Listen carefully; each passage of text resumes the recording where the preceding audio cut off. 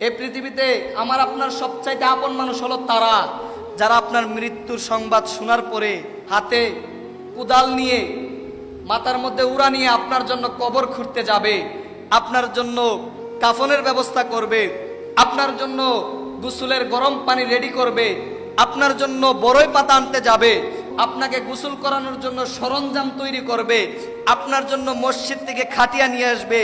তারাই হলো দুনিয়াতে আপনার জন্য প্রকৃত আপন মানুষ। আপনি আমি যখন আমার আপনার বাড়ির মধ্যে অনুষ্ঠান করি, অনুষ্ঠানের মধ্যে এই সমস্ত মানুষগুলাকে আমি আপনি অবহেলা করি কেন জানেন?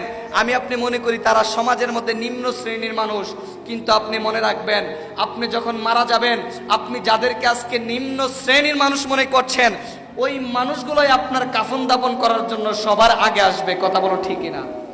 কিন্তু যারা উৎকৃষ্ট শ্রেণীর মানুষ আপনার দৃষ্টিতে, যারা উৎকৃষ্ট শ্রেণীর মানুষ, তারা এতই ব্যস্ত থাকবে, এতই ব্যস্ত থাকবে, এতই ব্যস্ত থাকবে, তারা আপনার জানাজাতে শরীক হবে না। কবরে যাওয়া তো অনেক দূরের কথা, অনেক পরের কথা, কবরে তো অনেক দূরের কথা, কবরে যাওয়া তো অনেক বিশাল ব্যাপার।